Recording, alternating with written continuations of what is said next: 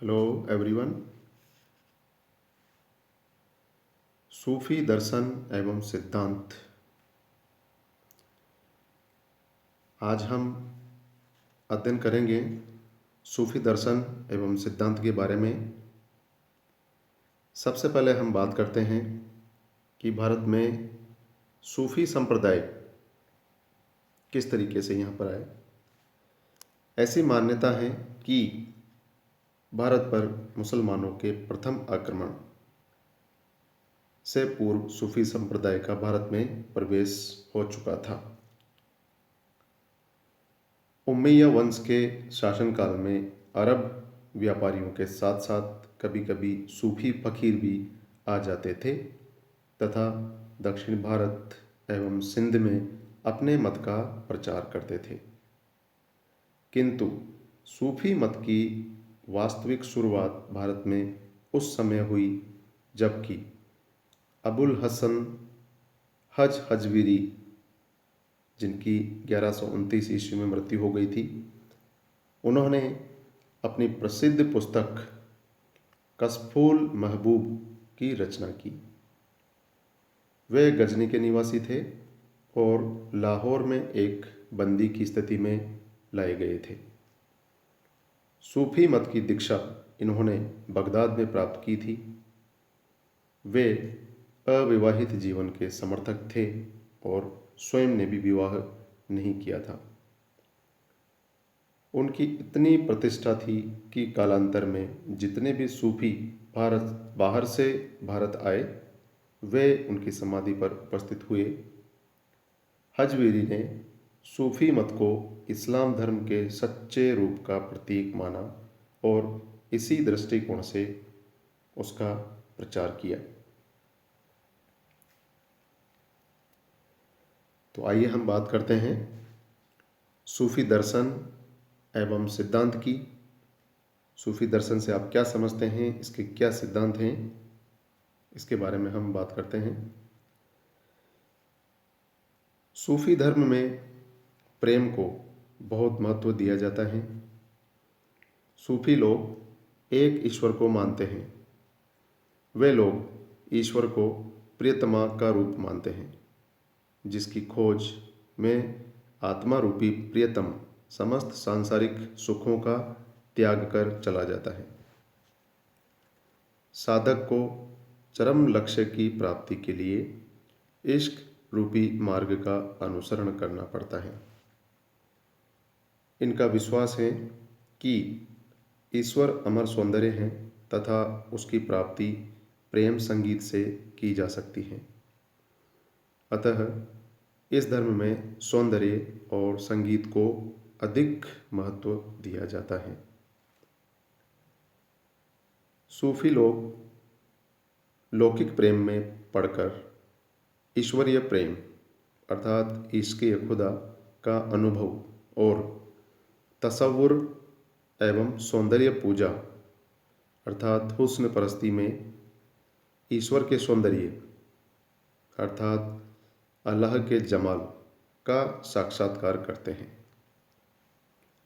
अतः प्रेम के मार्ग का अनुसरण करके विभिन्न अवस्थाओं को पार करके चरम लक्ष्य की प्राप्ति करते हैं। सूफियों की मान्यता है कि ईश्वर निर्गुण है। उनकी यह भी मान्यता है कि मनुष्य में 3 प्रवृत्तियां होती हैं: शारीरिक, बौद्धिक और आत्मिक।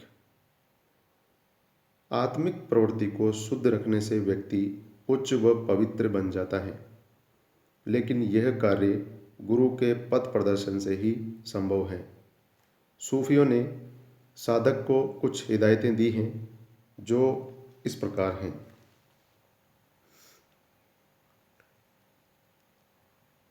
स्वभाव से मनुष्य कामी, क्रोधी, लालची तथा बंधन युक्त होता है। यह मनुष्य की उपदियत अवस्था है। उपदियत की अवस्था में साधक का यह कर्तव्य है कि वह अपने पापों अथवा गुनाहों के लिए पछतावा अथवा तौबा करें और विश्वास या ईमान अर्जित करें। तत्पश्चात उसको शरीयत के अनुसार नमाज, रोज़ा, तौहीद, ज़कात और हज का पालन करना चाहिए ताकि दुर्गुणों का नाश हो सकें और इश्क़ खुदा में पड़ सकें। जब वह पूर्णतः अनुशासित हो जाता है तो वह तरीक़त अवस्था में प्रवेश करता है। तरीक़त में साधक को गुरु अर्थात शेख अथवा पीर की आवश्यकता होती है। शेख अथवा पीर जिनको गुरु माना गया है उनकी आवश्यकता होती है, जो उसकी आचरण शुद्धि तथा प्रवृत्तियों का संयम रखने का आदेश देता है, जिससे उसे ईश्वर की अनुभूति हो सके। शिष्य को गुरु के प्रति समर्पित होना चाहिए क्योंकि गुरु पृथ्वी पर ईश्वर का प्रतिनिधि है।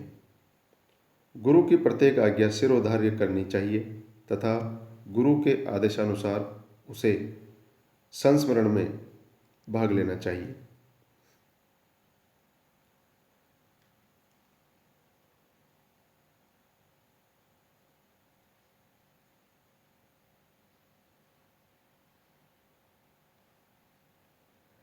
आगे हम बात करते हैं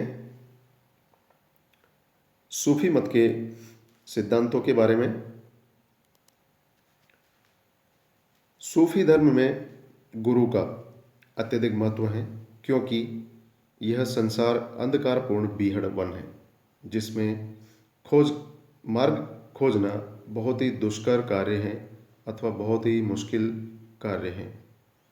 इसलिए पथ प्रदर्शन के रूप में गुरु अपने ज्ञान रूपी दीपक से मार्ग दिखाता है और शिष्य को अभिष्ट लक्ष्य तक पहुंचाता है।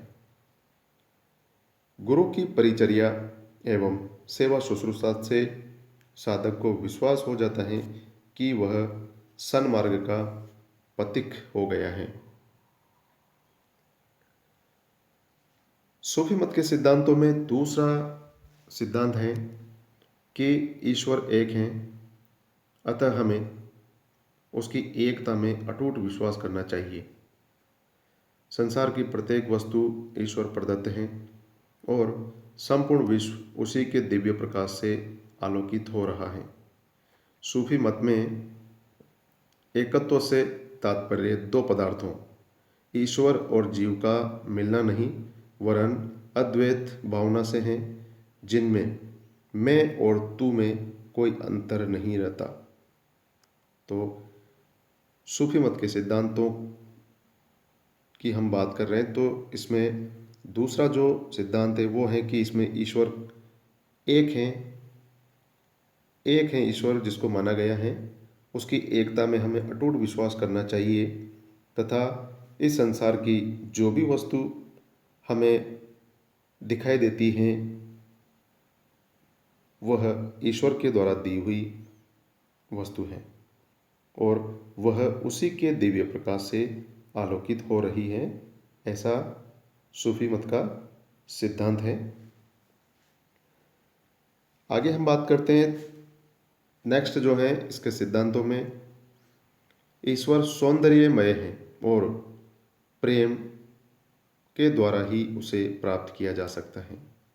ईश्वर ने अपने ही सौंदर्य पर मुग्ध होकर अपने को प्रदर्शित किया है। यदि ईश्वर में सौंदर्य न होता तो संसार इतना सुंदर कभी नहीं होता। प्रेम से कांटे भी पुष्प बन जाते हैं। यदि ईश्वर के सच्चे प्रेमी से प्रश्न किया जाए कि तुम कहाँ से आए तो उत्तर मिलेगा प्रियतमा के पास से। तुम्हें कहाँ जाना है? प्रियतमा के पास। तुम क्या चाहते हो? अपना प्रियतम। यह प्रियतम की रटना कब तक रहेगी? जब तक मिलन न होगा। तो इस प्रकार के सिद्धांत हैं सूफी दर्शन के, जिसमें सब कुछ जो है सौंदर्यमय है और उसमें प्रियतमा का अत्यधिक महत्व है।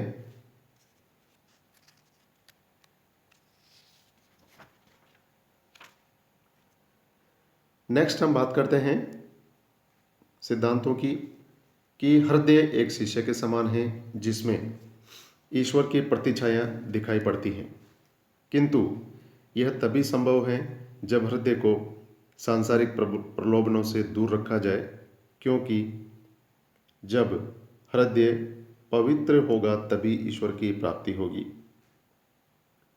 तो इसमें हृदय की या मन की पवित्रता की बात कही गई है, जो जिसको कि संसार के सभी प्रलोभनों से, लोभ लालच से जो है दूर रखना होता है, तभी जाके हृदय पवित्र होगा और तभी जाकर ईश्वर की प्राप्ति होगी।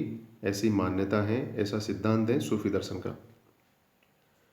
नेक्स्ट है इसमें कि मनुष्य एक श्रेष्ठ प्राणी है, अतः वह पूर्णता की उच्चतम श्रेणी तक पहुंच सकता है।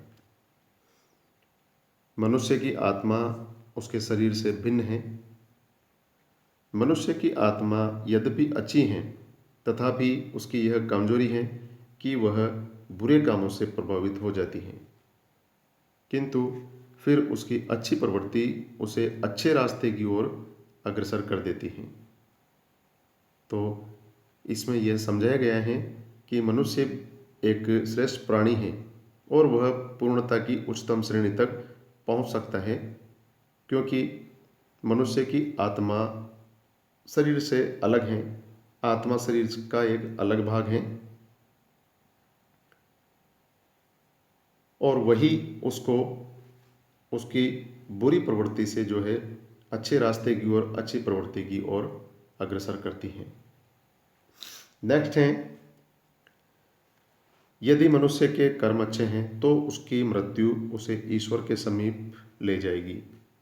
अतः साधक को, जो कि पवित्र जीवन व्यतीत करते हैं, मृत्यु से नहीं डरना चाहिए, क्योंकि स्वर्ग और नरक ईश्वर की समीपता और दूरी के प्रतीक हैं, जिनमें से एक प्रसन्नता प्रदान करता है तो दूसरा कष्ट और परेशानी।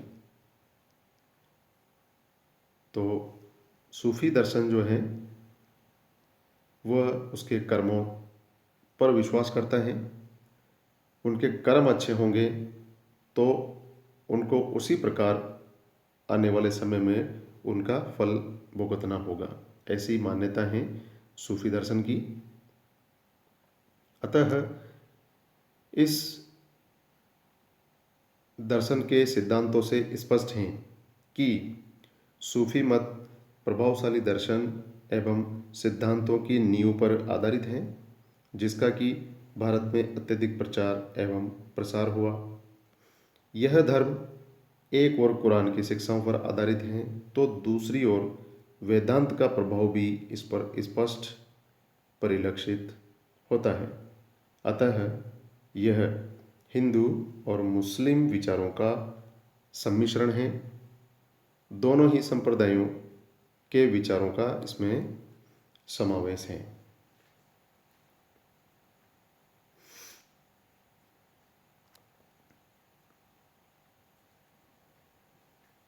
नेक्स्ट हम बात करते हैं सूफी दर्शन के विभिन्न संप्रदायों की, जिसमें सबसे पहले हम बात करते हैं चिश्तिया संप्रदाय की। इस संप्रदाय की स्थापना खुरासान निवासी ख्वाजा अबू अब्दुल्ला ने की थी, किंतु भारत में सर्वप्रथम इसका प्रचार ख्वाजा मुइनुद्दीन चिश्ती ने किया। ख्वाजा मुइनुद्दीन चिश्ती का जन्म सिस्तान नामक स्थान पर हुआ, जो कि अफगानिस्तान में है, और 1143 ईस्वी में इनका जन्म हुआ।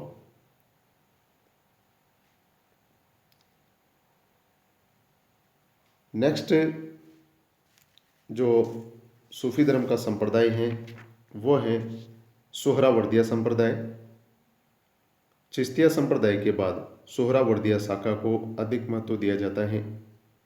इस संप्रदाय के मूल प्रवर्तक जियाउद्दीन अबुल जीव थे तथा शेख शहाबुद्दीन सोहरवर्दी इस संप्रदाय के प्रख्यात संत थे और यह संप्रदाय मुख्य रूप से उत्तरी पश्चिमी भारत में स्थापित हुआ।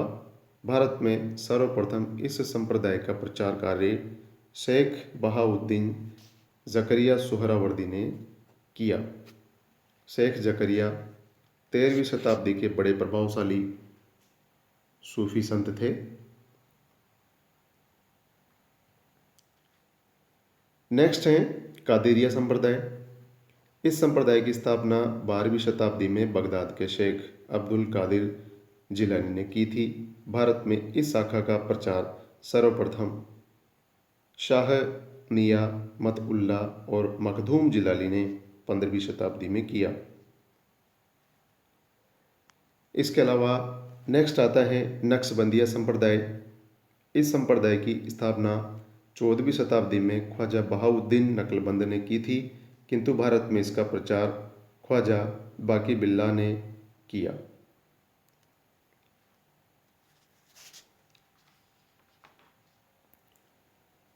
तो सूफी धर्म के ये 4 मुख्य संप्रदाय हैं जिनका हमने संक्षिप्त जो है यहाँ पर अध्ययन किया। इस व्याख्यान में हमने सूफी दर्शन के सिद्धांतों के बारे में चर्चा की। सूफी दर्शन क्या है उस बारे में हमने बात की और सूफी धर्म के विभिन्न संप्रदाय कौन कौन से हैं। 4 मुख्य संप्रदाय हैं जिनके बारे में हमने